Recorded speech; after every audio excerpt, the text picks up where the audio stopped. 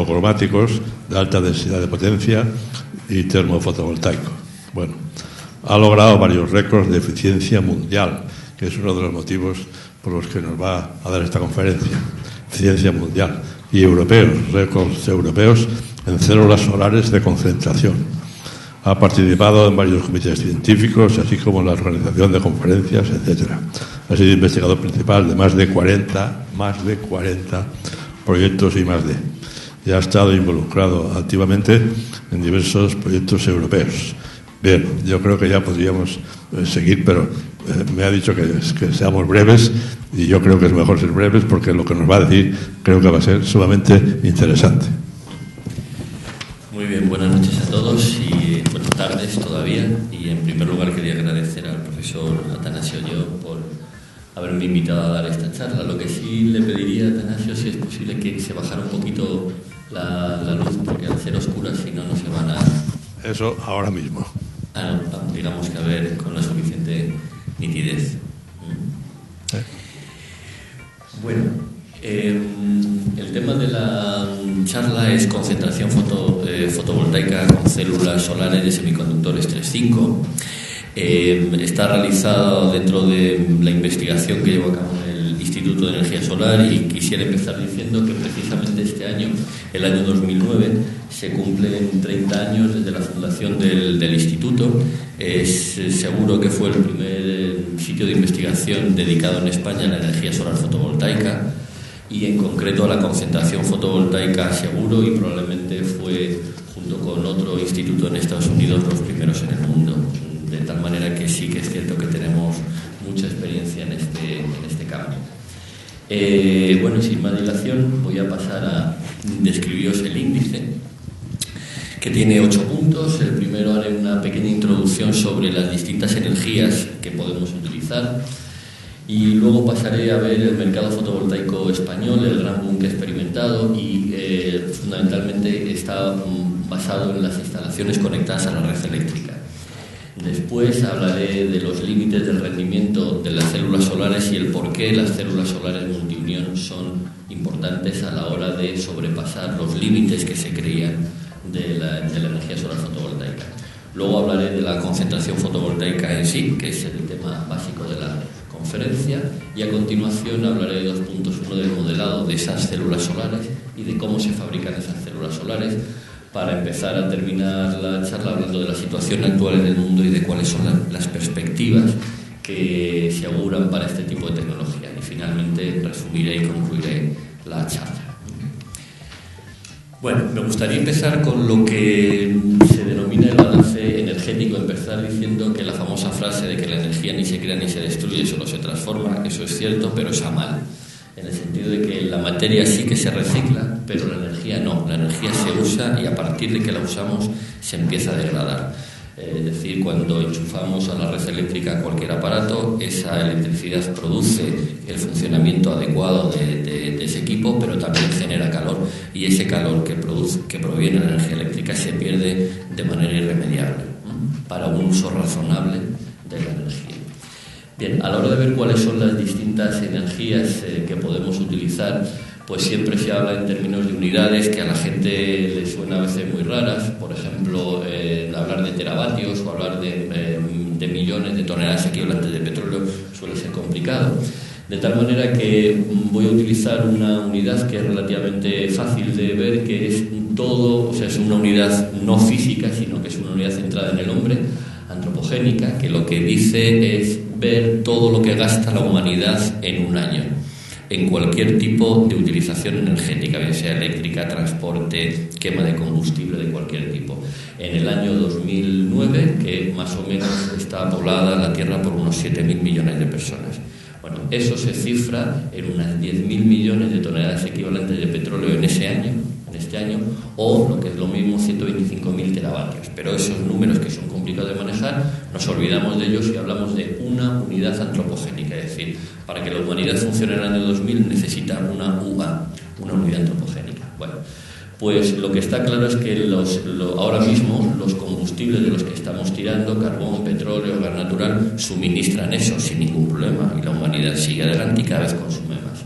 pero el problema no es que sea capaz de suministrarlo, sino cuánto va a durar. Y el tema es que el carbón se aventura que va a durar unos 220 años. Son previsiones, por supuesto, pero no va a haber unos grandes cambios. El petróleo del orden de 40 años, el gas natural 65. La fisión nuclear, si se llegara a controlar, sería claramente la solución. Tendríamos para lo que queda de humanidad y más, para al menos 1.000 millones de años. Y la fisión nuclear, que es la que actualmente se emplea en las centrales nucleares que conocemos, dependiendo de las variaciones del combustible, del tipo de reactor que se utilice y de cómo se haga el reciclado de esos residuos, las estimaciones varían desde un número pesimista en torno a 175 años hasta un número optimista de 5.000 años. Con lo cual lo que vemos es que los combustibles fósiles nos queda poquito de ellos. La fisión nuclear sería lo que siempre se ha de dar la panacea y, de momento, si no queremos contaminar mucho con CO2, la fisión nuclear parece que es la única que puede suministrar energía suficiente. El problema es que, como todos sabemos, la energía nuclear despierta mucho rechazo social y España, desde luego, es uno de los países en los que más rechazo social hay. También otros países, fundamentalmente el centro de Europa, básicamente Alemania. Eso ha hecho que se busquen cada vez más energías que no se consuman y que se agoten, en el sentido de que se use y se acabó, sino que permanentemente tengamos un aporte de combustible, lo que se llama las energías renovables.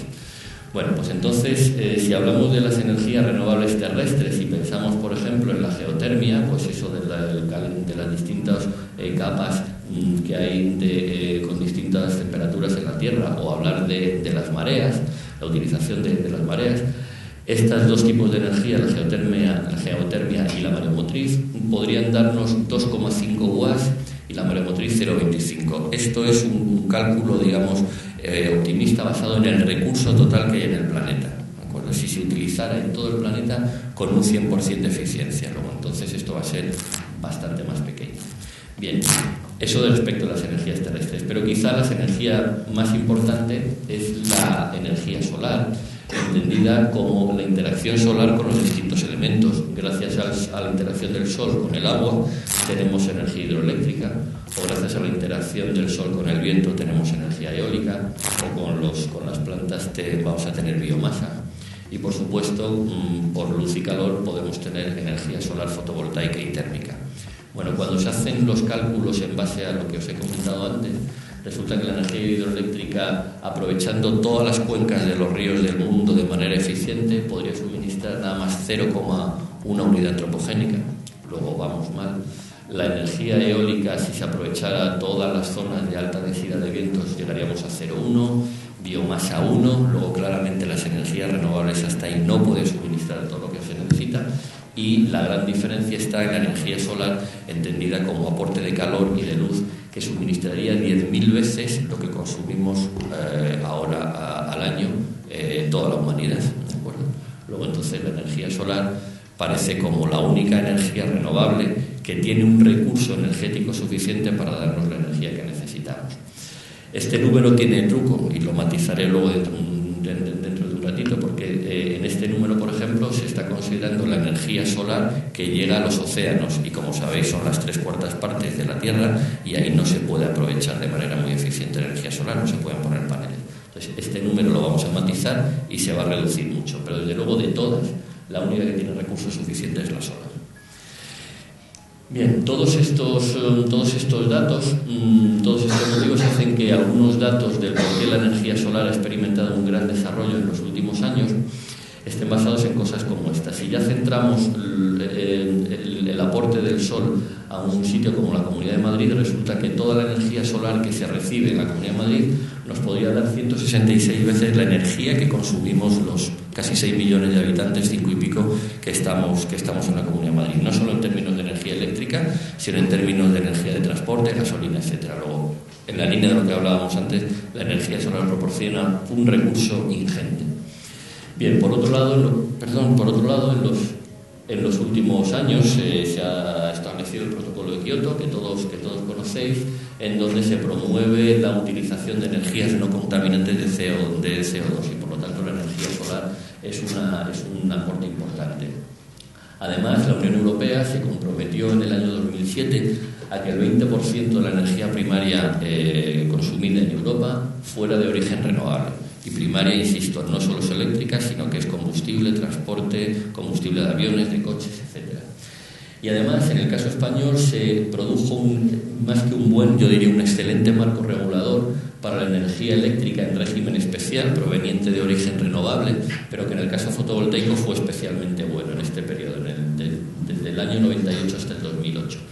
Eso hizo que, como veis, la potencia fotovoltaica instalada en España fuera creciendo en el año 2004, 2005, 2006, pero que a partir del 2007, donde hay un decreto muy importante, resulta que casi no se podía evaluar las cosas año a año, sino que había que hacerlas mes a mes.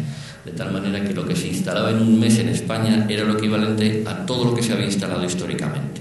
Era un crecimiento exagerado. De tal manera que a finales de septiembre de 2008, hace prácticamente un año, había casi 4 gigavatios instalados y ya casi el 4% de la potencia eléctrica total que se producía en España provenía de origen fotovoltaico. Luego ya pasaba de ser una energía residual, donde a lo mejor producía del orden del 1 por 10.000 o el 1 por 100.000 de la electricidad, a producir un 4%, o sea, un número ya que empezaba a ser considerable. Bueno, todo este tipo de circunstancias, el hecho de que yo me había dedicado siempre a la investigación y poco a cosas de lo que era el sistema global, pues me animaron en el año 2001-2002, cuando empezaron a salir las primeras legislaciones fotovoltaicas, a montar una instalación conectada a red en mi casa, ¿no? Este es el aspecto que tiene, donde estos son los paneles fotovoltaicos que están montadas en una especie de pérgola. Esta es la visión esta visión es justamente la que se tendría pues desde ahí arriba. Como veis, es relativamente amigable en el sentido de que se puede hacer vida debajo sin ningún problema. Los paneles son semitransparentes y el campo tiene una potencia de 5,3 kilovatios, 2 inversores de 2,5 y tiene un contador de compra-venta, de tal manera que lo que hace es que esta instalación produce electricidad y a través del contador la vende a la red eléctrica. Entonces, la compañía encargada de suministrarme la electricidad, que tiene un contador, en mi caso, de compra de electricidad, la persona que va a leerlo también lee el contador de venta y ve lo que mi instalación ha inyectado a la red. Y por esa inyección a la red, la compañía eléctrica paga.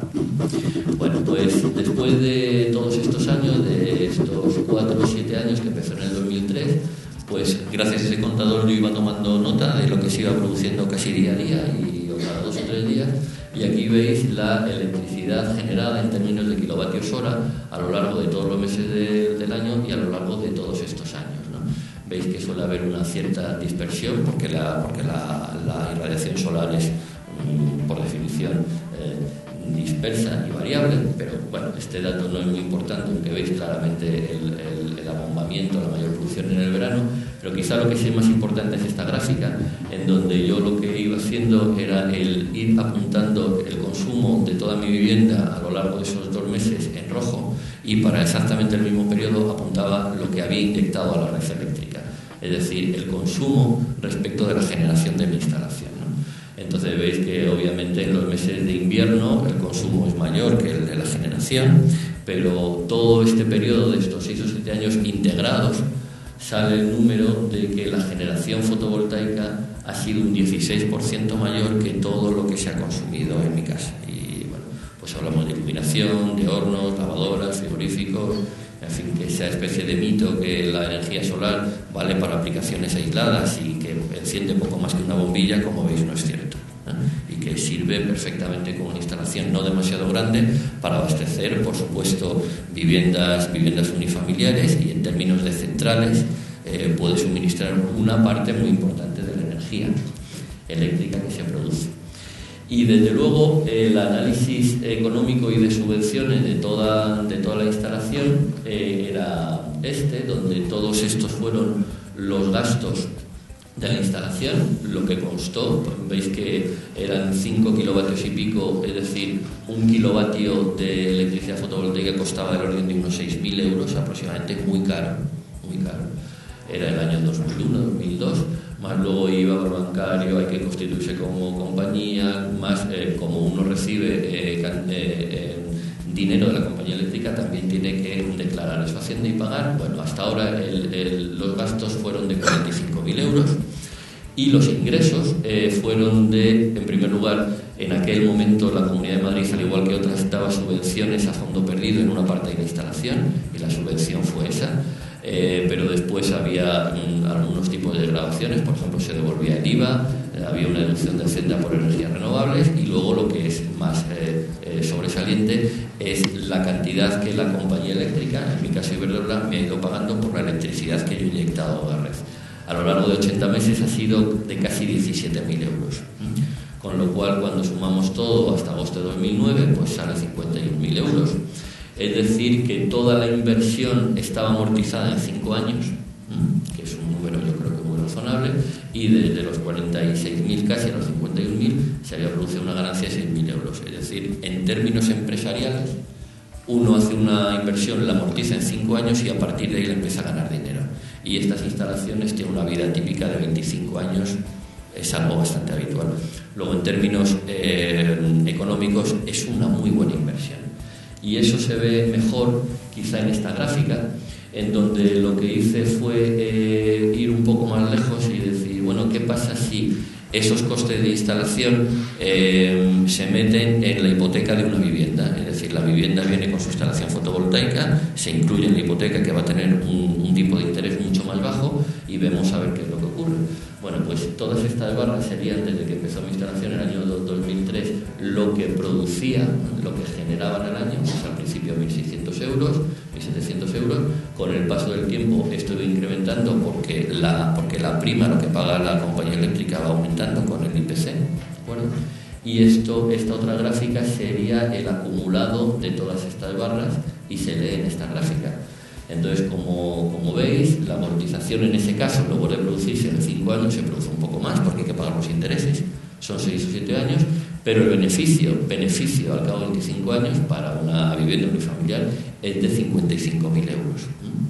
Cuando uno divide esta cantidad entre los 25 años, sale una rentabilidad anual, año a año, de un 7,4% durante todos los años. Yo no conozco muchas inversiones que sean legales, que permitan obtener asegurado un 7,4% año a año al cabo de 25 años. Eso, es decir, la rentabilidad en términos económicos, es lo que hizo que hubiera una entrada masiva de capital y de inversores en España y que se produjera un boom de la energía solar fotovoltaica, de tal manera que uno ya va en tren o va en coche y empieza a ver con cierta asiduidad campos de sistemas fotovoltaicos. Bueno, eso hacía que obviamente las compañías tuvieran que pagar mucho dinero.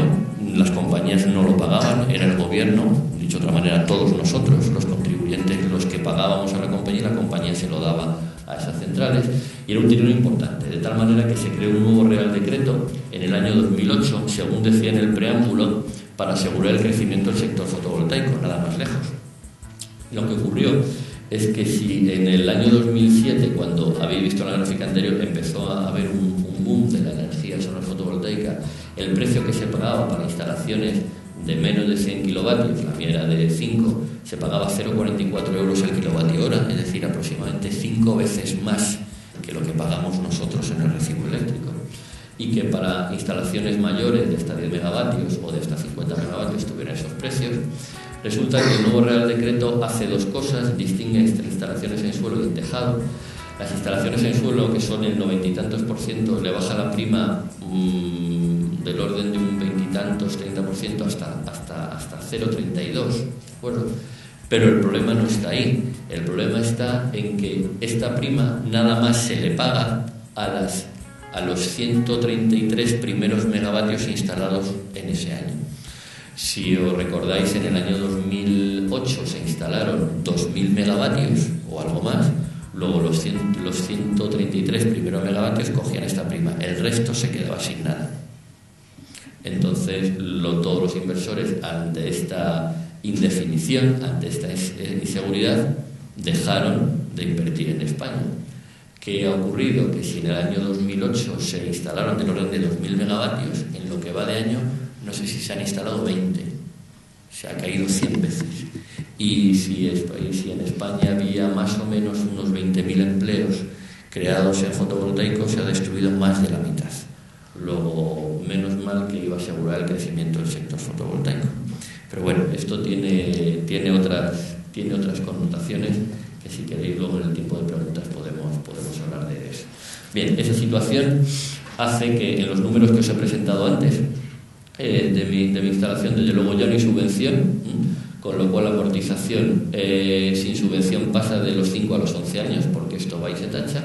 Pero además, si le quitamos la subvención, le quitamos la prima y con un límite de instalación anual, pues entonces ya la amortización es a los 20, 22, 25 años. Es decir, uno hace una instalación, una inversión, la amortiza en 25 años y no le gana nada.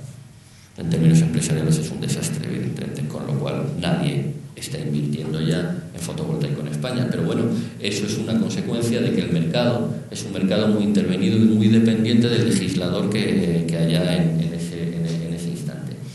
Y todo está basado en que el precio real de la electricidad fotovoltaica es muy elevado y hace falta de primas, hace falta de estímulos para que se desarrolle. Entonces, este es un poco el marco que quería contaros, y ahora vamos a ver qué se puede hacer para, desde un punto de vista de universidad, de investigación y de desarrollo, se pueda bajar el precio de la electricidad.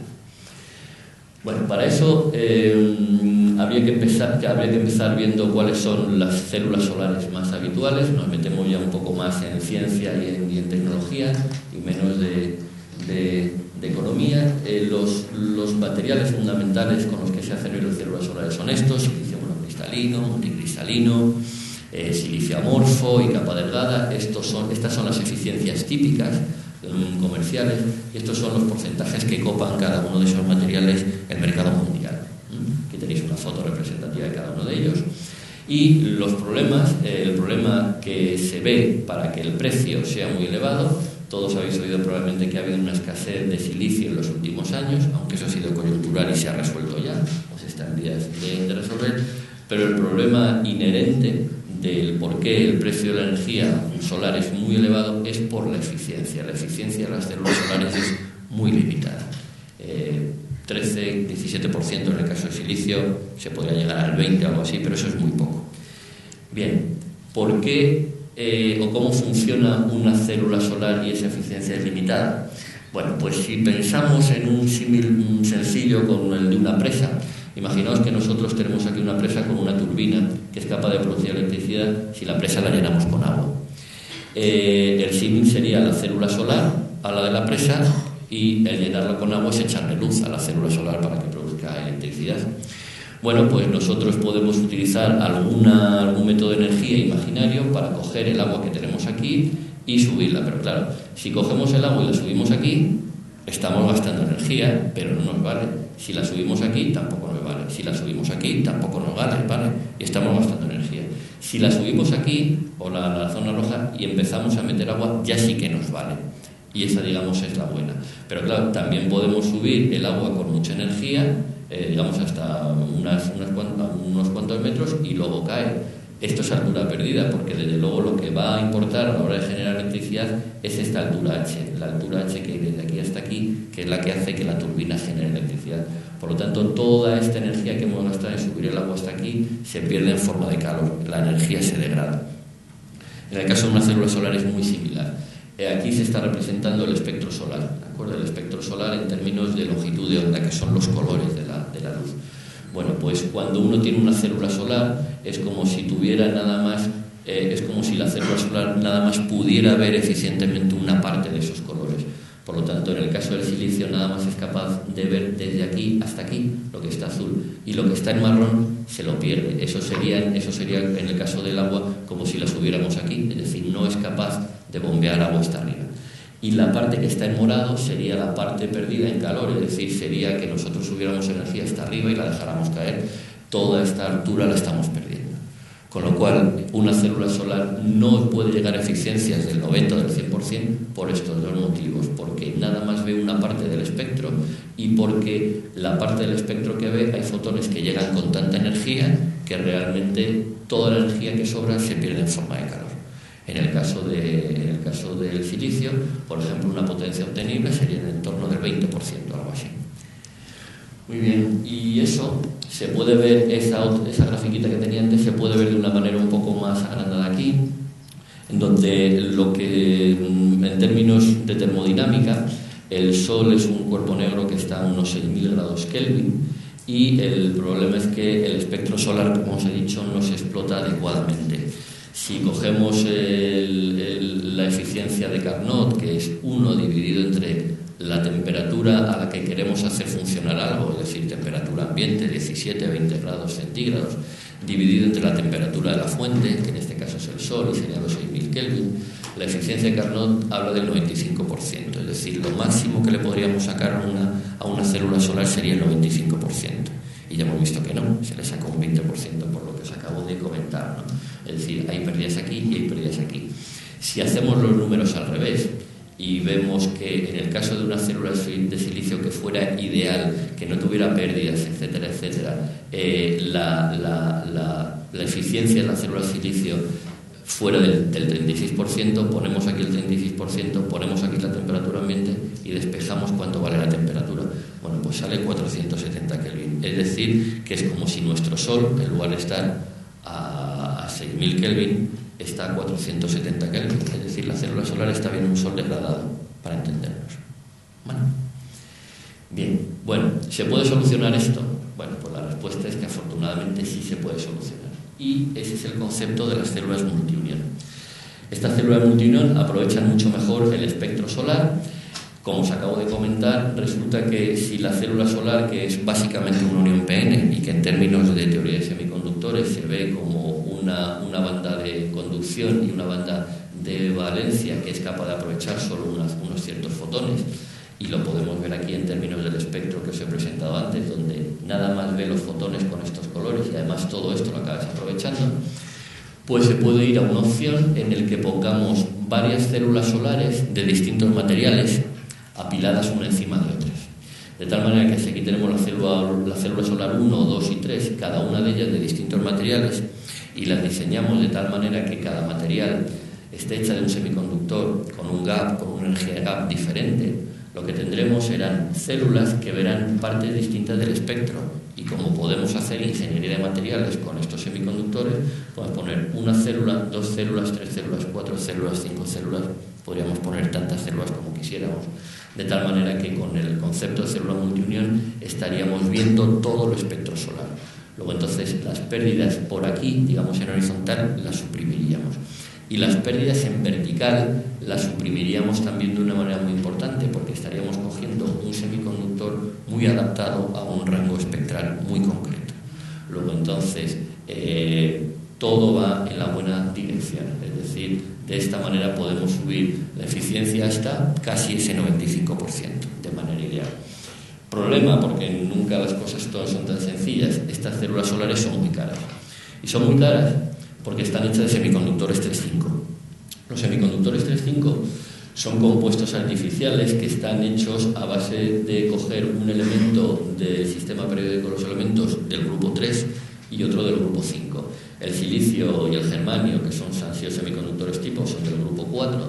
Bueno, pues un semiconductor 3,5 típico es el galio y el arsénico, que se llama arsenio de galio. Otro es el antimonio de indio, el fósforo de galio, etc.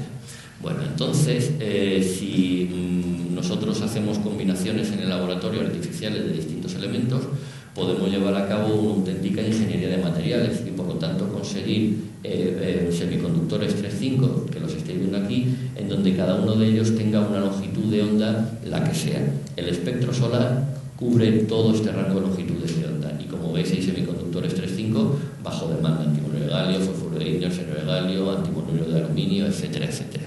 Luego, con semiconductores 3,5 podemos formar células multiunión a base de todas las uniones que queramos y aprovechar todo el espectro solar. Pero acabamos de decir que son muy caras. Entonces tendríamos células muy eficientes, pero muy caras. Seguimos teniendo el problema del precio. Bueno, pues quien acaba de resolver esto es la concentración fotovoltaica mediante la concentración óptica. Si lo caro es la célula solar porque utiliza semiconductores 3,5, ¿hay alguna manera de utilizar poco material semiconductor conductor, y la respuesta es que sí. Si lo que cogemos es coger una célula de un material 3,5, como por ejemplo el arsenuro de galio, y lo colocamos dentro de un sistema óptico. Esto es una lente que es un sistema primario, un secundario, en donde el trazado de rayos va a hacer que todos los rayos solares converjan en la célula solar. Dicho de otra manera, una célula solar pequeña metida dentro de un sistema de concentración es equivalente a tener una célula solar con todo este tamaño, pero con una eficiencia muy elevada. Por lo tanto, la concentración fotovoltaica lo que hace es sustituir el área de célula solar, que es cara, por elementos ópticos que son muy baratos. Y se acaba definiendo un nivel o un factor de concentración, que se suele llamar X, que no es nada más que dividir el área de la óptica entre el área de célula solar. De tal manera que si nos sale aquí un factor 100, lo que significa es que la célula solar es 100 veces más pequeña que la óptica, pero además eso es lo que va a ser el factor de concentración. Dicho de otra manera, si nos sale un factor 100, significa que va a concentrar la luz del Sol 100 veces. Bueno, y esto de la concentración fotovoltaica, que parece un poco artificial, que desde luego lo es, ¿eso es raro o no es raro? Bueno, pues la respuesta es que no es nada raro.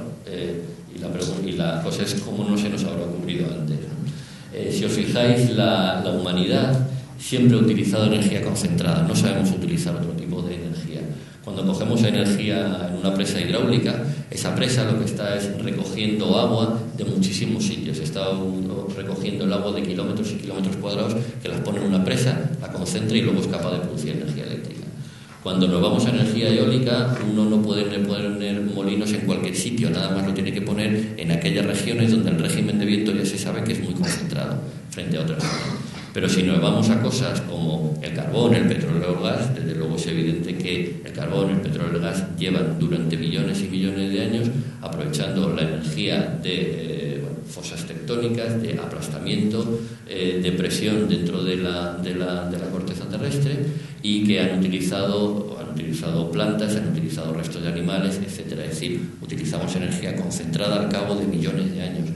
Y el caso de la biomasa, por ejemplo, cuando cogemos leña para quemar, pues estamos cogiendo ramas de un árbol que tiene 30 años, que ha recibido durante 30 años energía solar y ha recibido durante 30 años aporte energético del suelo, del agua, etcétera.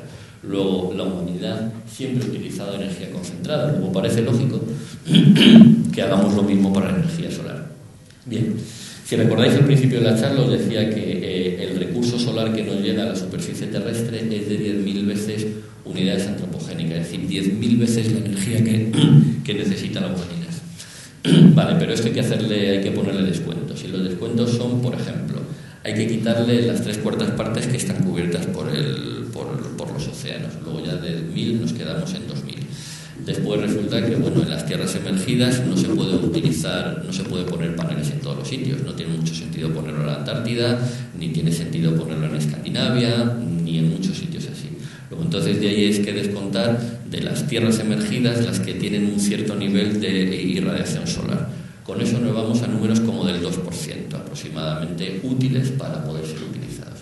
Pero además, una vez que nos centráramos ahí, a los sitios en los que habría que poner paneles solares, pues como acabamos de ver, las células solares tienen una cierta eficiencia. Si suponemos que las células que utilizamos son de silicio del 13%, estas 10.000 unidades antropogénicas se nos quedarían en 5,2.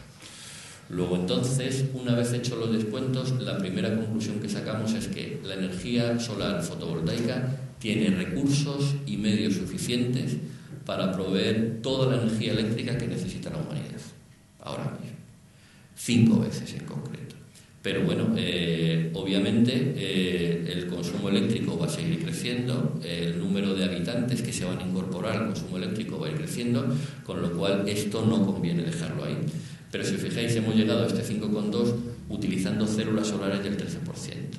Luego es imperativo el seguir aumentando la eficiencia, no solo por coste, sino por esto.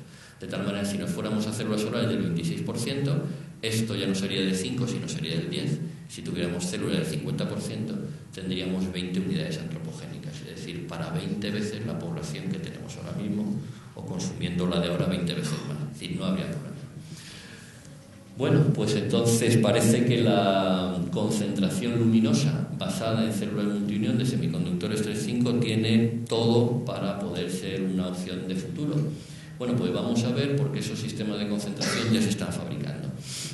En concreto, por ejemplo, aquí veis cómo es un sistema de concentración típico, donde aquí están los paneles que incorporan las células solares de semiconductores 3.5. Estas células solares, ahora os comentaré, ya dan eficiencias del 30 o del 40% de manera, en ámbito comercial, no solo en el laboratorio. Y aparte de eso, tienen que tener, aquí arriba se ven unos sistemas ópticos y se montan en un pedestal, y este pedestal lo que hace es girar al Sol, girar en torno al Sol. De tal manera que estos pedestales, estos seguidores, van teniendo una inclinación en dos ejes y van siguiendo permanentemente al Sol para aprovechar de manera más eficiente esa energía. Bueno, ¿y qué es lo que tienen que tener los sistemas de concentración o qué es lo que podemos esperar en términos económicos? Bueno, pues las cuatro partes que componen un sistema de concentración es el tracking, es decir, el seguidor, el seguimiento, el módulo que incorpora la óptica y la célula solar. Bueno, en el grupo de investigación de semiconductores 3.5 nosotros nos centramos en las células solares. Y lo que propusimos hace tiempo es que había que hacer células solares eficientes, como os he comentado, aunque fueran caras. El caro se acababa eliminando si utilizábamos concentración fotovoltaica. Bueno, cuando se hace un análisis de costes de todo el sistema, se ve que se podría producir electricidad de origen fotovoltaico en un sitio como Madrid a un precio inferior a los 3 céntimos de euro por kilovatio hora. Y el precio actual de la red eléctrica española, del mix, de todas las energías eléctricas, está en torno a 5 o 7 céntimos por kilovatio hora. Luego, entonces, ya no hablábamos de que estuviera subvencionado o no, sino que directamente la energía solar fotovoltaica sería más barata, una de las más baratas del sistema eléctrico español, y por lo tanto no necesitaría subvención. Otro dato es que una instalación fotovoltaica, en mi caso, por ejemplo, me costó a 6 euros el vatio pico. Nadie en su casa, si no tiene subvención, se gasta 35.000 euros en poner unos paneles, mientras que esto estaría por debajo de 1 euro vatio pico. Es decir, mi misma instalación costaría del orden de 5.000 euros, y eso ya como que es más apetecible o más asequible a mucha gente. Bueno, pues con estos datos el profesor Luque hizo hace unos años un modelo en el que preveía cuánto iba a ser el aporte de la electricidad solar fotovoltaica a la electricidad total, y bajo muchos condicionantes. Entonces veía que, claro, dependiendo de la subvención, del precio, etcétera, iba a ir copando un porcentaje relativamente grande o pequeño, salvo que se produjera un breakthrough. Un breakthrough es una tecnología que de repente aparece de manera novedosa en el mercado, que baja mucho el precio con unas prestaciones impensables tan solo hace unos años, y entonces eso crea una revolución en el mercado. Bueno, si se producía ese breakthrough, resultaba que en el año 2025 las predicciones indicaban que el 22% de la energía eléctrica mundial sería de origen fotovoltaico, y en el 2050 algo más del 34%. Este modelo está hecho a finales de los 90 y, bueno, esto está aquí, digamos que no está suficientemente aumentado, pero los puntos de la previsión se han ido cumpliendo escrupulosamente. Luego, todo parece indicar que es un modelo razonablemente bien estructurado y bien fundamentado, y que, por lo tanto, si somos capaces de tener una tecnología fotovoltaica de estas características, su penetración en el mercado va a ser muy grande. Bueno, y otra cosa es que yo os estaba hablando de concentración fotovoltaica, de un número de veces la luz del sol, es decir, ese nivel de concentración, pero la pregunta que se plantea uno es ¿qué nivel de concentración? ¿A cuánto hay que concentrar la luz del sol para que esto sea rentable? Bueno, pues cuando uno calcula el precio, el coste nominal de una instalación fotovoltaica llave en mano conectada a red, resulta que ve que la instalación el precio, por supuesto, depende de la eficiencia de la célula solar. Como es obvio, cuanto mayor es la eficiencia, va bajando el coste, pero también depende en muy buena medida del nivel de concentración. No es lo mismo que se concentre la luz 400 veces que 1500 veces. Por ejemplo, si hacemos una comparación, un sistema que utilice células solares bajo una concentración luminosa de 400 soles, con células de eficiencia del 40% tendría el mismo precio, más o menos, que un sistema que utilizara células mucho menos eficientes del 28%, pero trabajando a 1.500 soles. Luego, la concentración es un factor fundamental a la hora de reducir costes. Y eso, en este caso, está calculado para dos escenarios distintos. Uno, que es que la producción acumulada en todo el mundo fuera de 10 megavatios, o que la producción acumulada fuera de 1.000 megavatios. Esto es lo que se llama el aprendizaje de la industria. Cuando la industria va produciendo y va aprendiendo, va reduciendo costes, obviamente. Entonces, como veis, la jerarquía de todos los factores que gobiernan los costes es, en primer lugar, el aprendizaje. Cuando tengamos muchos megavatios producidos, el precio habrá bajado. Pero claro, para que eso se produzca, tiene que haber un tirón de la demanda inicial. Entonces, para que haya un tirón de la demanda inicial, en las etapas en las que se ha producido poco, tiene que ser barato. Y para que sea barato, los factores que lo controlan fundamentalmente es el nivel de concentración, la concentración luminosa y la eficiencia. Hablar de eficiencia significa hablar de eficiencia a un cierto nivel de concentración luminosa. Y el porqué de eso se ve en esta gráfica, en estas dos gráficas, en donde se ve la distribución de costes de una instalación completa. Lo que os decía antes es que las células solares multinión son muy eficientes, pero son muy caras. Si se utiliza concentración, se disminuye su área y, por lo tanto, su contribución al coste. Bueno, pues si tenemos células muy eficientes del 40%, pero que estén trabajando, por ejemplo, a tan solo 250 soles, resulta que el reparto de costes se lo lleva el 66% la célula solar, que es lo caro. Y, por lo tanto, acaba dando un precio, por ejemplo, de 3,8 euros por vatio pico. Después la estructura, el seguidor, cosas como la tierra y la preparación se llevan nada más el 1%, la óptica el 5%, el equipamiento eléctrico de inversores, transformadores, etcétera, el 7%. Bien, por contra, si nos vamos a células solares, aunque sean menos eficientes, pero como os he dicho antes, que trabajen en una concentración mucho más elevada, por ejemplo de 1.000 soles, va a resultar que ahora el precio de la célula solar, que es lo caro, tiene una contribución de tan solo el 33%. Y por lo tanto eso va a hacer que, como lo caro es la célula solar, pero contribuye menos que aquí, el precio final va a ser de 2,4 euros, en este caso, por vatio pico. Luego, no solo hay que fijarse en la eficiencia, sino también en el nivel de concentración. Hay que ir a concentraciones cuanto más altas, mejor.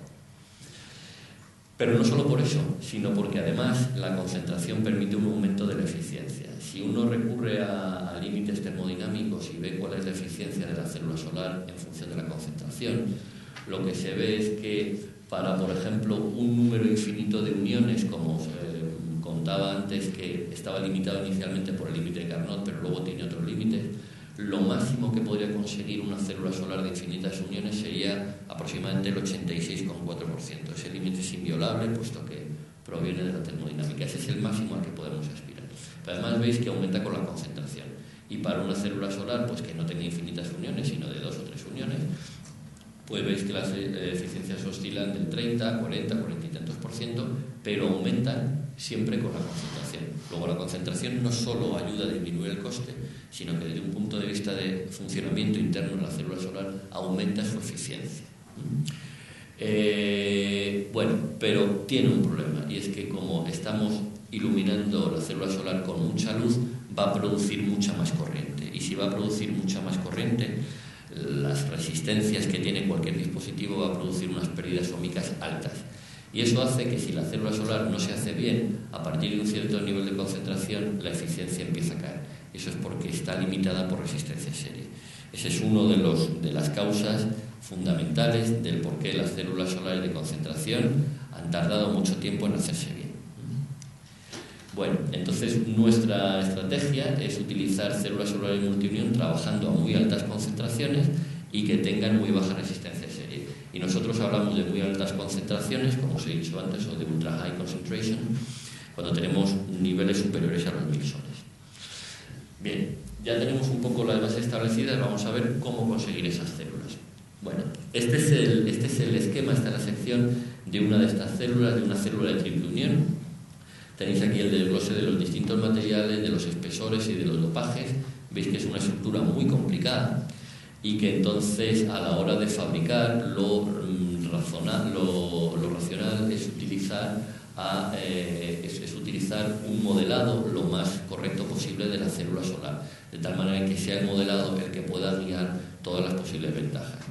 Bueno, cuando nosotros empezamos a hacer este tipo de células hace unos 6 o 7 años, nos encontramos con que curiosamente la gente no lo hacía y que hacía directamente la fabricación y la tecnología de las células y que prácticamente no se hacía un modelado bueno y adecuado de la célula, y que ha sido dentro de un proyecto europeo que ha terminado hace un año prácticamente, donde nosotros junto con el Instituto Fraunhofer de Alemania hemos desarrollado unos modelos que ahora mismo pues, son de los más notorios en el mundo a la hora de poder modelar y optimizar una célula solar. Nosotros utilizamos un tipo de un simulador comercial que es el Atlas de la marca Silvaco, y que aquí veis una toma de pantalla de ordenador donde se van viendo las distintas líneas de corriente, tensión, etc. Es decir, se utilizan programas de CAD con la misma precisión o más que las que se utilizan en diseños de otro tipo de ingeniería, de aviones, de barcos, de piezas, etc. Bueno, y lo que sí que es importante es hacer un modelado también tridimensional de la célula solar, porque resulta que cuando nosotros iluminamos con el sol un concentrador, el concentrador no es ideal, y lejos de producir una concentración luminosa homogénea por toda la célula, produce como una especie de pico. Entonces lo que hicimos fue poner aquí un espejo y una cámara, de tal manera que podíamos ver lo que pasaba dentro de la célula, y esto es lo que veíamos en la cámara. Esto era una célula solar de 1 milímetro cuadrado que tenía que estar trabajando bajo una concentración luminosa, es lo que está ahí en rojo, de 1000 soles, y nos encontrábamos con que de 1000 soles, 1000 soles era el promedio, pero realmente en el centro había un pico de iluminación de unos 15 o 20.000 soles. Luego, dentro de la célula solar, la iluminación no es uniforme, y eso hace que haya que hacer análisis tridimensionales de lo que pasa en la célula solar como consecuencia de una iluminación homogénea. Y por ejemplo, pues eso nos permite el hacer diseños frontales de la célula. Aquí veis lo que se obtiene con ordenador de las caídas de tensión, de las caídas de potencial en una célula solar de 1 milímetro cuadrado en función de las distintas concentraciones luminosas que se le estén aplicando, y cómo mediante una malla de metalización, mediante una rejilla frontal, que son estas cosas que están en azul, se puede obtener, juntándolo a más o juntándolo a menos, mayor o menor caída de tensión y por lo tanto mayor o menor eficiencia. En resumidas cuentas, lo que quiero decir es que el modelado de este tipo de dispositivos tan complicados es fundamental a la hora de tener una eficiencia, unas células fabricadas buenas. Bueno, y vamos ya con la fabricación de las células solares. Bueno, la manera de fabricar estas estructuras tan complicadas que tienen 20 capas o más es mediante una tecnología que se llama MVP, cuyas siglas en inglés son Metal Organic Vapor Phase Epitaxy, es decir, epitaxia en fase vapor a partir de metalorgánicos. Esta tecnología utiliza moléculas complejas del tipo de son básicamente, como el propio nombre indica, metalorgánicos, y son metales, galio, indio, aluminio, que forman parte de una molécula que es orgánica. Aquí veis, por ejemplo, cómo es el diseño de una molécula de trimetilgalio, en donde estos son los 3 metilos y en donde está el galio enganchado con el resto de los metilos. Bien, el crecimiento de las distintas capas depende de un sistema que ahora os mostraré, en donde se produce una reacción química, básicamente una pirólisis, que lo que hace es que rompe estos enlaces, se segrega la molécula y se desprende el galio, que es de lo que se trata, o el aluminio o el indio. Pero eso requiere un equipo de seguridad muy complejo, porque además se utilizan gases tóxicos. El sistema de manera esquemática es este, donde hay una cámara de reacción donde está el sustrato donde se va a crecer la célula solar. Hay una serie de burbujeadores que tienen los metalorgánicos, trimetilgalio, trimetilindio, etc. Y hay otros elementos, como por ejemplo el arsénico, que no se saca de un metal orgánico y que proviene de un gas muy venenoso, que es la arsina, otros el fósforo, que hay que sacarlo de un gas también muy venenoso, que es la fosfina. Y entonces lo que ocurre es que mediante electroválvulas se va dando salida a la línea principal de estas moléculas en las proporciones que sean necesarias. Esto está caliente y se rompen esas moléculas y se va depositando el galio, el arsénico, lo que sea, para formar, por ejemplo, arsénico de galio. Solo se necesita tener el trimetilgalio abierto y la línea de la arsina abierta para coger el arsénico, el galio, etc. de tal manera que los gases que no se utilizan pasan a través de una línea de descarga con un neutralizador o un limpiador que lo que hace es todos esos gases tan venenosos neutralizarlos, de tal manera que lo que se expulsa a la atmósfera no es nada más que aire y un poquito de hidrógeno en unas proporciones muy pequeñas, pero donde ya va todo filtrado. Por ejemplo, toda esta zona que veis ahí, que veis aquí, estas son las distintas líneas que conducen el gas con las distintas electroválvulas. Esta sería la cámara de reacción en donde le llegan las distintas tuberías con las canalizaciones, y este, por ejemplo, es el limpiador, el scrubber, donde por aquí entran los gases contaminados, se produce una reacción química y se quedan allí ya neutralizados en esas cubetas. Bueno, por ello nosotros, porque esta es la tecnología más importante y casi la única para poder hacer este tipo de crecimientos, adquirimos en el año 2001-2002 un reactor de MVP de la marca Armstrong. Este es el aspecto que tiene. Está considerado por su tamaño y por su precio uno de los grandes equipamientos de la Universidad Politécnica, y por ejemplo esta es la fachada del Instituto de Energía Solar en su parte trasera, y con todos los tubos que tuvimos que colocar de extracción para, obviamente, que el reactor funcionara correctamente. Bueno, si ya tenemos una tecnología de fabricación de crecimiento de las capas semiconductoras para hacerlo, después hay que ver cómo se hacen las células, los tamaños, cómo se le hacen los contactos, etc. Bueno, pues nosotros en el año 2000 propusimos una aproximación, una estrategia, que es lo que llamamos el LED-like approach, que es decir, es hacer las células solares de manera muy parecida a los LEDs, es decir, hacer las células solares de manera muy parecida a los diodos emisores de luz. Eso lo propusimos en el año 2000, lo patentamos y bueno, es un tipo de aproximación que ya ha sido reconocida como una de las que puede ser considerada como más sólidas a la hora de poder reducir esos costes, y desde luego ya hay varios laboratorios y líneas de producción que han seguido esa aproximación. Y el concepto de diseñar y fabricar las células como los LED, el Like Approach, está basado en lo siguiente. Digamos que todo esto recoge un poco lo que os acabo de contar hasta ahora. Hemos dicho que se necesitan células eficientes, que son las células solares semiconductores 3.5. Bueno, eso produce una eficiencia elevada, lo cual es bueno y va a dar lugar a un coste competitivo, pero tienen un coste elevado. Entonces, el coste elevado, que es malo, se neutraliza a base de utilizar luz concentrada mediante sistemas ópticos. Pero si utilizamos luz concentrada, se va a producir mucha más corriente y va a aumentar la resistencia a ser el dispositivo, y además, si le echamos mucha más luz, la célula solar se va a sobrecalentar. Está trabajando a 1000 veces la luz del sol, por ejemplo. Eso se puede solventar si utilizamos células solares de un tamaño muy reducido, del orden de 1 milímetro cuadrado. Si utilizamos células solares de un tamaño de 1 milímetro cuadrado, las pérdidas por resistencia serie se reducen enormemente y la evacuación del calor es muy fácil, no tiene ningún problema de evacuación térmica. Pero se añade un nuevo problema, que es que si queremos montar un panel solar a base de muchas células pequeñitas, hay que hacer muchas operaciones de ensamblaje, de tal manera que se eleva el coste por el aumento del número de procesos. Bueno, pues eso acaba neutralizándose si se utilizan tecnologías optoelectrónicas como las que se utilizan en el desarrollo de LEDs, en el desarrollo de láseres, etc. De tal manera que se logra un coste reducido y un aumento adicional de la eficiencia, es decir, todo acaba redundando en un coste competitivo de la electricidad fotovoltaica.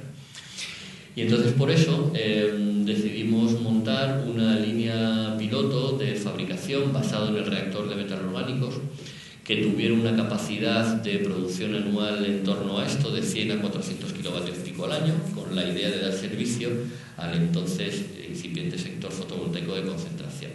Bueno, aquí lo que está recogido en verde es lo que ya tenemos comprado, pero aún nos queda una serie de equipos por comprar. No porque no queramos, sino porque necesitamos la subvención para poder conseguirla. Y en el momento en que tuviéramos estos equipos ya tendríamos, digamos, como una mini cadena de producción para poder generar estas células, que tienen un aspecto como el que veis aquí. Esta es una oblea de 2 pulgadas, es decir, de unos 5 centímetros de diámetro, en el que se han definido aproximadamente 1000 células de 1 milímetro cuadrado. Entonces, todo el proceso de fabricación, como os he dicho, es muy similar al de los diodos emisores de luz, y por lo tanto, el coste de una célula solar de 1 milímetro cuadrado es muy similar al de un LED. que aproximadamente está en los 10 céntimos de euro. Pero además, no solo en términos de coste, sino que es también muy importante en términos de capacidad de producción. Nosotros el reactor que tenemos es un reactor, digamos, de investigación y desarrollo, donde caben 3 obleas como estas, 3 obleas de 2 pulgadas, pero en las fábricas hay reactores iguales que el nuestro, pero en donde en la zona de fabricar obleas tiene una capacidad mucho mayor, como veis aquí, este es el dibujo, donde se pueden meter hasta 60 obleas de 2 pulgadas, ¿de acuerdo? Es decir, si aquí estamos fabricando 1000 células, ahí de una tacada se fabricarían 60.000 células de 1 milímetro cuadrado. Entonces, si hacemos un número rápido, en lugar de utilizar obleas de 2 pulgadas, por ejemplo, decimos obleas de 4 pulgadas, donde en un reactor caben, en lugar de 60, como son más grandes, caben 15, pues caben 15 obleas de 4 pulgadas. En una oblea de 4 pulgadas no caben 1000 células, caben mucho más, del orden de unas 4700. Suponemos que la eficiencia de las células, que os contaré que ya se ha logrado casi de manera experimental, pero es relativamente próximo aunque se pueda conseguir comercialmente, células con una eficiencia del 40%, y para montar un módulo que hay pérdidas de óptica, etcétera, etcétera, la eficiencia baja hasta el 30%, significaría que con una de esas obleas de 4 pulgadas, trabajando a 1000 soles, una oblea, que ya os digo sería más o menos como de 4 pulgadas, como de este tamaño, esa oblea daría células para producir 1,4 kilovatios, ¿de acuerdo? Por el hecho de trabajar a 1000 soles. Y por lo tanto un reactor de metalorgánicos podría producir del orden de 21 megavatios año. Eso, que a lo mejor os suena raro, es importantísimo, porque cuando las empresas fotovoltaicas han ido creciendo siempre por detrás de la demanda, se encontraban con una empresa que a lo mejor fabricaba 50 megavatios año, digamos que el área que necesitaba era de miles y miles de metros cuadrados, porque utilizaba células grandes.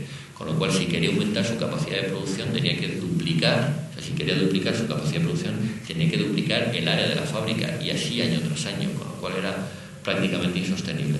Bueno, pues un reactor produce del orden de unos 21 megavatios año, y para que os hagáis una idea, pues en esta sala podrían caber perfectamente unos 8 reactores de estos.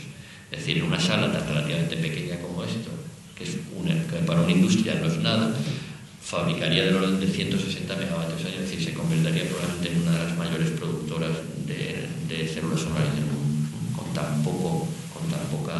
tan poca área de fábrica. Bien, ¿y cómo están los resultados de las células de multiunión? Bueno, pues las células de multiunión más desarrolladas son células de 3 uniones que tienen 3 semiconductores, que son una célula de germanio, una célula intermedia de cianuro de galio y una célula superior de fosfuro de galio indio.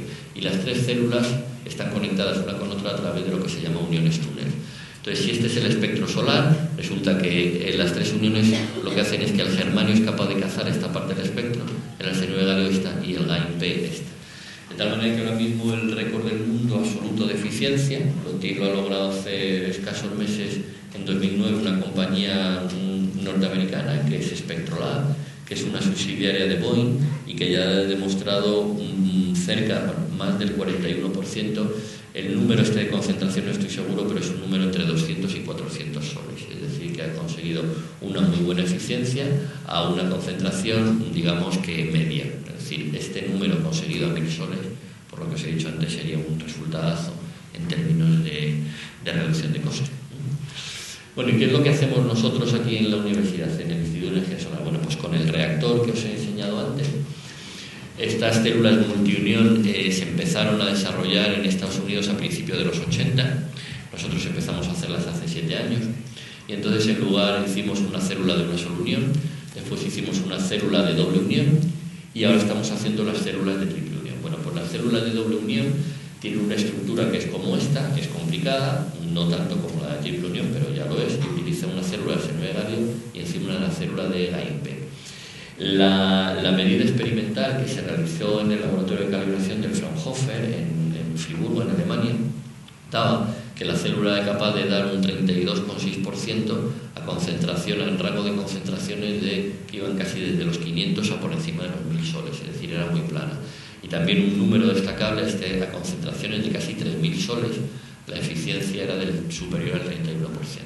Este número, el del 32,6, ya el año pasado, y sigue siéndolo todavía, es la eficiencia más elevada del mundo para una célula solar de doble unión. Y lo que estamos haciendo ahora es desarrollar células de triple unión para conseguir a 1000 soles eficiencias del 40%, ¿no? Y eso es una gráfica que recoge las mejores células de concentración de todo el mundo. Hace ya en el año 99-2000 conseguimos hacer la mejor célula solar de una sola unión, que daba el 26% a 1000 soles. La mejor célula solar de doble unión la tenía hasta el momento el Fraunhofer, que tenía el 30% a 1000 soles, y este es el resultado que os acabo de mostrar, con el 32 y pico por ciento a 1000 soles. Y las células mejores de triple unión pues están todas con récords que casi dependen de quién lo mira, del sistema de calibración, son muy próximas, pero que están en torno del 41%, y que son la compañía Spectrolab, el Fraunhofer y un laboratorio estadounidense que es el NREL.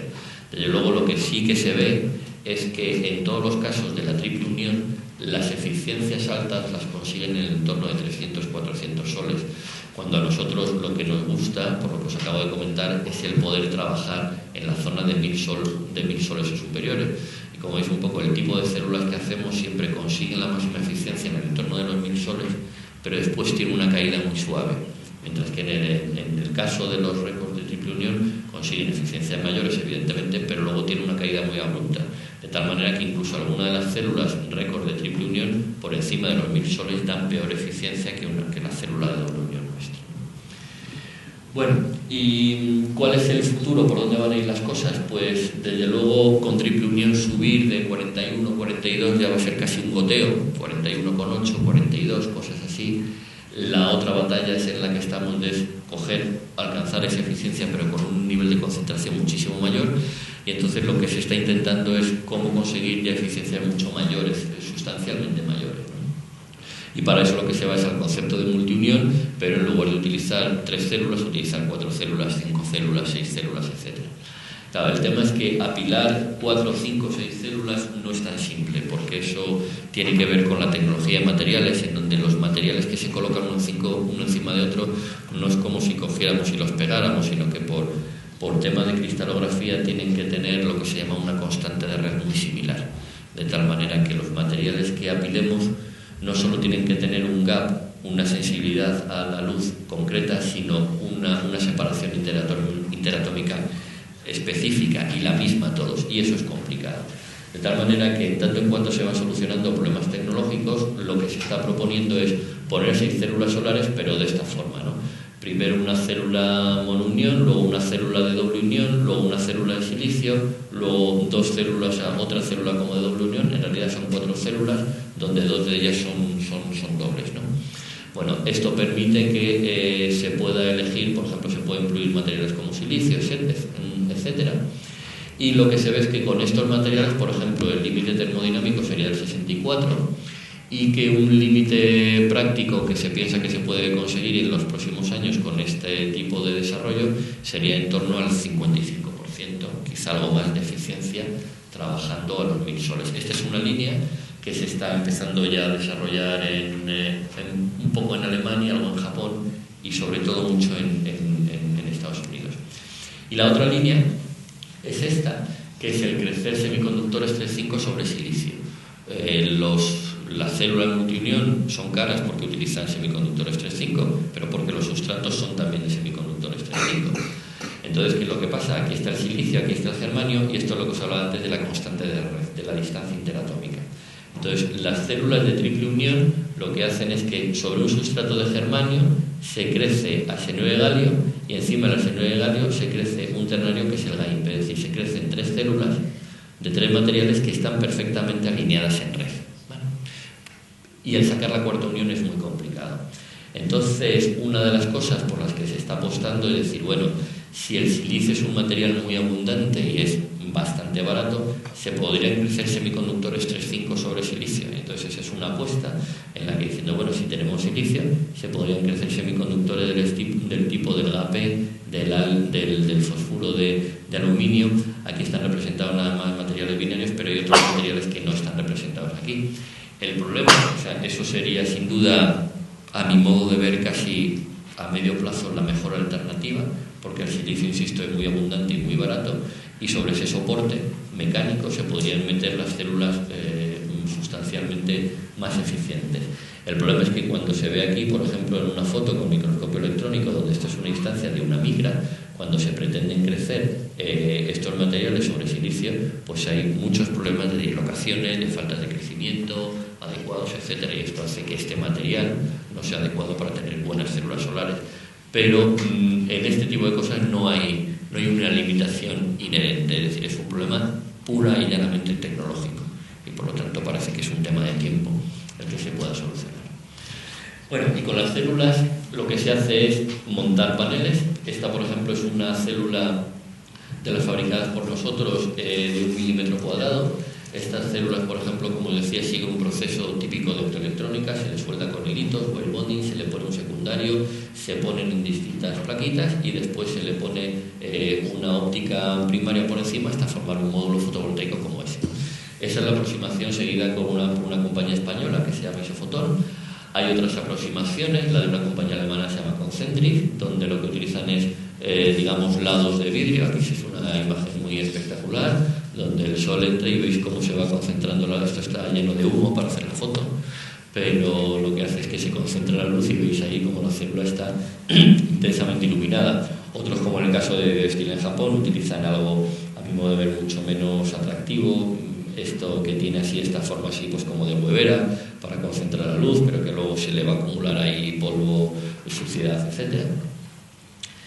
Y desde luego todo esto que os estoy hablando, habréis podido daros cuenta que estamos hablando de ciencia y tecnología de materiales de primer nivel, pues hace que el caso de la energía solar fotovoltaica de concentración estén siendo desarrollada en países de primera línea tecnológica, y las alianzas y cooperaciones que ahora mismo son, pues por ejemplo, en todos estos países las compañías como Solfocus, Boeing o Spectrolab o EMCOR lo que hacen es utilizar a los laboratorios estatales para que les hagan el desarrollo, en este caso el ENRED. Por ejemplo, en el caso de Alemania, Concentric ha desarrollado este prototipo, utiliza células y ambas están soportadas por el Fraunhofer. En el caso de Japón, pues Daido, que utiliza el Toyota Institute. Y en el caso de España hay varias empresas. Esto es en la Moncloa, donde se instaló hace 1 o 2 años uno de estos sistemas de concentración fabricados por Isofoton, y en todos estos casos nosotros estamos dando cobertura científico-tecnológica de distinto calibre a estas compañías. Pero lo que resulta, yo creo, llamativo es que como en una estrategia, en una aproximación de muy alta tecnología, donde están los de siempre, Estados Unidos, Alemania y Japón, afortunadamente España también puede estar. Bueno, y aparte de todo eso, lo que se ha hecho es crear un instituto nuevo, el ISFOC, que se llama, que es el Instituto de Sistemas Fotovoltaicos de Concentración en Puerto Llano, en Castilla-La Mancha. Fue asesorado inicialmente por el Instituto de Energía Solar y es un instituto único en el mundo porque todas estas compañías que os he mostrado inicialmente, que estaban empezando a fabricar, tienen tiradas piloto muy pequeñas, de a lo mejor 1 megavatio, 5 megavatios al año. Cada una miente lo que puede a la hora de decir mi sistema da un 30%, da un 29%, nadie puede comprobarlo. Entonces, como que hacía falta un árbitro internacional y objetivo que pudiera dar fe de todo aquello, ¿no? Entonces se propuso y se creó este instituto que tiene, entre otras cosas, entre otras tareas, la misión de instalar en distintas partes de Castilla-La Mancha 2,7 megavatios de todas las tecnologías existentes que se adjudican por concurso público. Va a crear la normativa de estos sistemas de concentración, el desarrollo de cómo medir los grandes sistemas para que no haya lugar a dudas, investigar la fiabilidad de estos sistemas. A nadie se le escapa que si van a trabajar a 1000 veces la luz del sol va a haber problemas de sobrecalentamiento, evidentemente, o de mal funcionamiento eléctrico, de cómo se mantienen y se reciclan esas plantas, en fin, una serie de cosas. Si tenéis curiosidad podéis ver las características de este instituto, donde además, como es un instituto de reciente creación, necesitan gente con preparación de tipo físico, ingeniero, etc. Y por dar otros datos, esto es una foto de hace 1 año, donde se estaba en Puerto Llano instalando estos sistemas. Actualmente se han hecho ya 2 adjudicaciones, una a Sofocus, que es de Estados Unidos, Concentrix, que es alemana, y Sofoton, que es española, y en la última adjudicación a Concentración sobre la Mancha, ENCOR, Arima, que es taiwanesa, y son 3G. De las 7 compañías mejores del mundo que han concurrido, 3 son españolas. Luego también eso os da idea de lo que os está hablando. Por lo tanto, podemos concluir que España está en una situación privilegiada en esta tecnología y que además la universidad y los organismos públicos de investigación están colaborando muy activamente. Bueno, pues ya para terminar, el resumen de la charla yo diría que es claramente o fundamentalmente optimista. En España hay una excelente oportunidad para la energía fotovoltaica. Tenemos la materia prima, que es el sol, y además, por lo que os acabo de comentar, en términos de recursos, la fotovoltaica es la energía renovable capaz de satisfacer la demanda eléctrica frente a otras que pueden cooperar, pero que por sí solas no pueden. Además, existen muy buenos grupos de I+D en España, además muy distribuidos geográficamente. Buen tejido industrial con matices. Había un sólido tejido industrial, pero por ejemplo Isofoton, que os acabo de hablar ahora, lleva 1 año con expediente de regulación de empleo porque se le paró la producción al pararse en el mercado español. Otras compañías como BP desaparecieron, tal cual. Entonces, un buen tejido industrial es quizá la parte que debería ir entre comillas, en el sentido que está sufriendo ahora los avatares del Real Decreto de 2008, pero bueno, por lo menos tenemos varias compañías. Y además que debido a la modularidad de la energía solar fotovoltaico también favorece a las pymes, y como sabéis, España, la mayoría de su tejido industrial está fundamentado en pequeñas y medianas empresas. Por otro lado, cuando ha habido un marco regulador favorable, el mercado español ha respondido maravillosamente, y es el de mayor crecimiento del mundo en 2008, donde creció respecto al año anterior un 220%. Es un número escandaloso en cualquier otra tecnología, en cualquier otra fabricación. Eso en general de fotovoltaico. Y si ya nos centramos estrictamente en lo que se trataba la charla, en concentración fotovoltaica con células multiunión de semiconductores 3.5, parece, por lo que os acabo de decir, una estrategia adecuada, muy adecuada para reducir los costes de la electricidad solar, que es cara, hasta niveles de 3 céntimos por kilovatio hora a medio plazo, que es por debajo del promedio de la electricidad que se produce en España ahora mismo por combustibles fósiles. El Instituto de Energía Solar de la Universidad Politécnica de Madrid acabamos de cumplir 30 años, y es un centro de referencia internacional que, entre otras cosas, ha logrado el récord del mundo con células solares de 2 uniones, y que España posee una situación privilegiada desde el punto de vista investigador, desde el punto de vista de compañías y de centros de investigación en esta tecnología que es puntera y que utiliza los elementos o las puntas de ciencia, de tecnología, etc. Y ya para concluir, me gustaría agradecer a las fuentes de financiación, tanto gubernamentales como de la Comunidad de Madrid, a través de estos proyectos, y también a los profesores Luque, Gabriel Sala e Ignacio Luque por el suministro de algunos datos muy importantes para esta charla. Y finalmente, y como no, agradecer a todos los miembros de mi grupo de semiconductores 3.5, porque una buena parte de las cosas que os he presentado, célula récord, etcétera, es el trabajo de todo un equipo. Y nada más, muchas gracias a todos.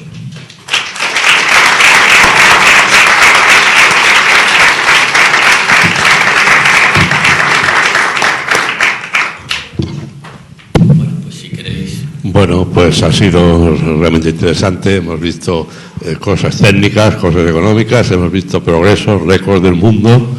España tiene récord del mundo en varias ocasiones, y hemos visto además que esta es una universidad que en este tema es de las más avanzadas. Y el Instituto de Energía Solar, pues bueno, está haciendo una labor que estamos viendo que es impresionante. Vamos a ver cuáles son las preguntas que se tienen que hacer en alguno de los aspectos técnico, económico, etcétera, burocrático incluso.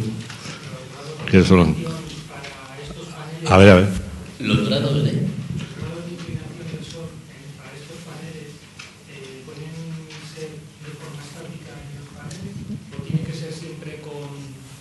movimiento rotatorio de la estructura. Tiene que seguir, o sea, tienen que tener siempre seguimiento, tienen que seguir al sol, tiene que estar en perpendicular. Es decir, la superficie plana de los paneles tiene que estar perpendicular al Sol con más o menos una tolerancia. Y esa tolerancia, depende del sistema, no debe ser mayor de 1 grado. En estático no vale. Por una sencilla razón. En esos esquemas que os he mostrado de cómo entraba la luz en la óptica y se dirigía hacia la célula, es para entrada perpendicular. Si tenemos otra entrada, el rayo se va a otro sitio, es decir, la luz se va a otro sitio donde no está la célula. O sea, que los cristales son fijos dentro de la concentración, no tienen la posibilidad de moverse para... No. Los módulos fotovoltaicos que incorporan las células, es decir, esta es el soporte, esta es la parte trasera, esta es la lente secundaria, y en el cristal va pegado el primario, ¿vale? Eso es fijo, y el módulo es un bloque inamovible. Se monta en el seguidor, y el seguidor es el que va manteniendo siempre la normal al sol. Luego no sirve para sistemas estáticos.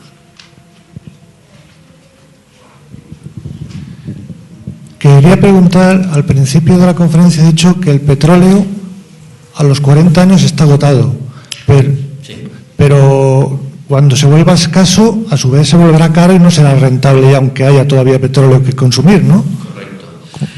Hablar de las reservas de petróleo como de cualquier otra cosa siempre es muy complicado, porque claro, depende en primer lugar de lo que consumamos. Eso no lo sabe nadie a ciencia cierta. En segundo lugar, las reservas de petróleo van a ir encareciéndose. O sea, el precio del petróleo va a ir encareciéndose no solo por la demanda, que eso al fin y al cabo es un tema de mercado, sino porque el petróleo, que hay quien dice que puede haber para 100 años o más, cada vez va a ser, su extracción cada vez va a ser de una zona más profunda, de arenas bituminosas, etcétera, donde están unas profundidades que la mera extracción va a ser complicadísima, con mucho riesgo y por lo tanto un precio muy elevado. Cuando hablaba de esos 40 años, hablo de 40 años a un precio razonable. ¿Cuánto es un precio razonable? Pues hombre, ¿quién iba a decir hace 3 años que de $30 el barril iba a subir a 100? Y tampoco la economía mundial se iba a resentir mucho, ¿no? Entonces, bueno, algunas decenas más, algún $100 más podría subir, pero 40 años.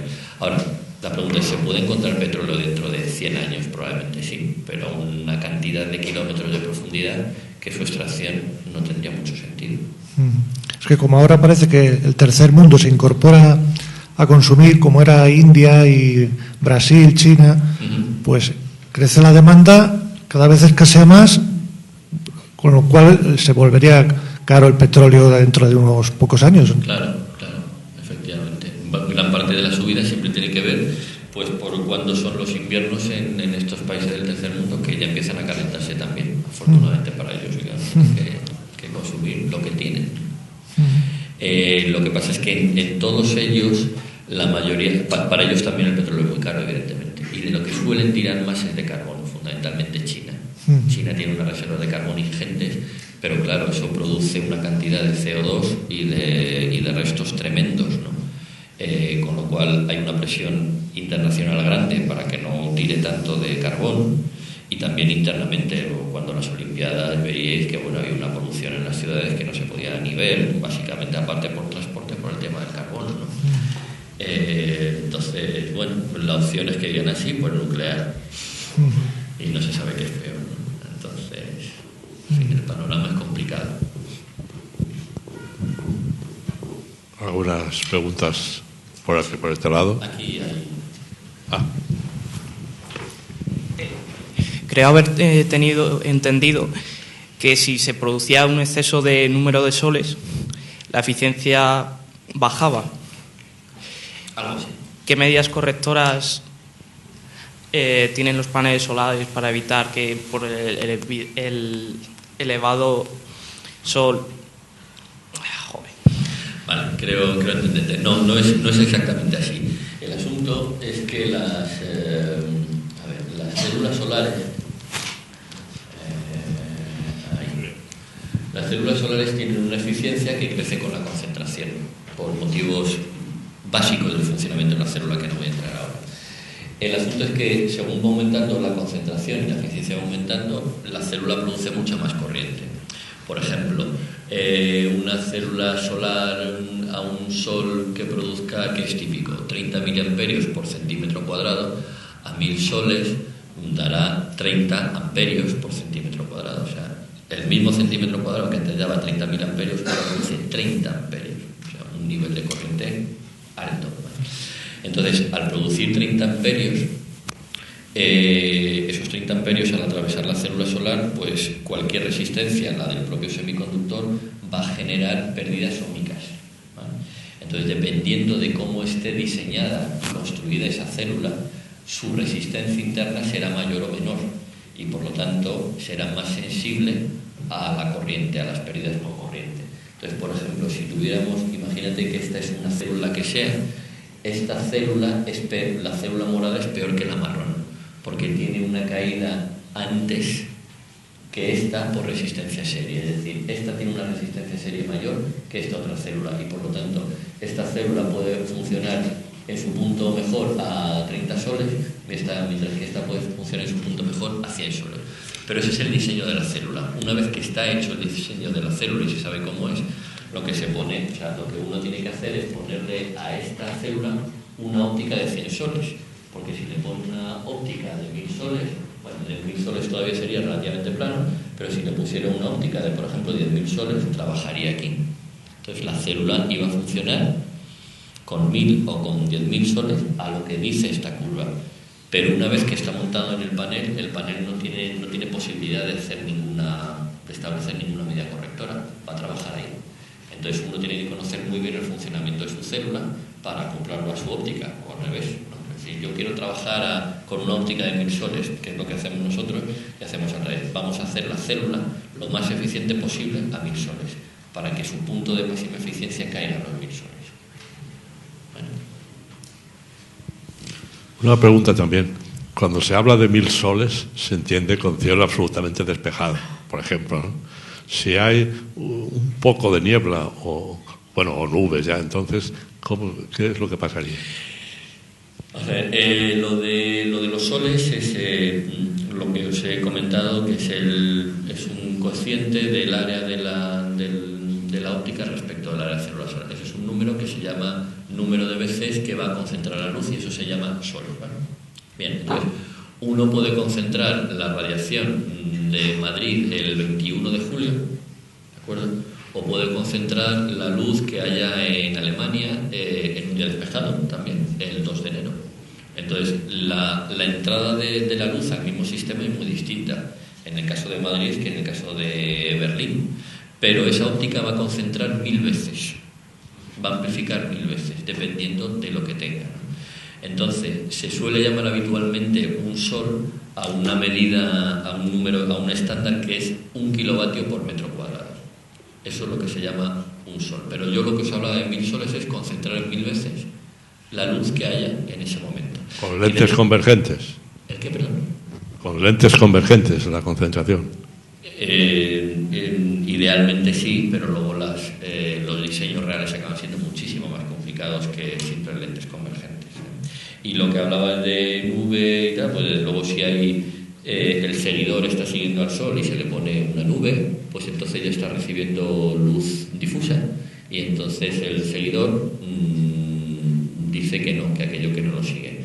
Entonces, cuando dice que no lo sigue, lo que hace es que tiene metidas dentro, en su ordenador, las coordenadas astronómicas de dónde va a seguir situado el Sol dentro de una hora. Entonces, aunque esté nublado, el seguidor sigue siguiendo al Sol a pesar de que no le vea, porque sabe dónde va a estar. Para precisamente en el momento en que se vaya la nube, está justo enfrentada a él. Si la nube sigue todo el día, pues dice ya se ha puesto el Sol, se pone en horizontal y espera otro día.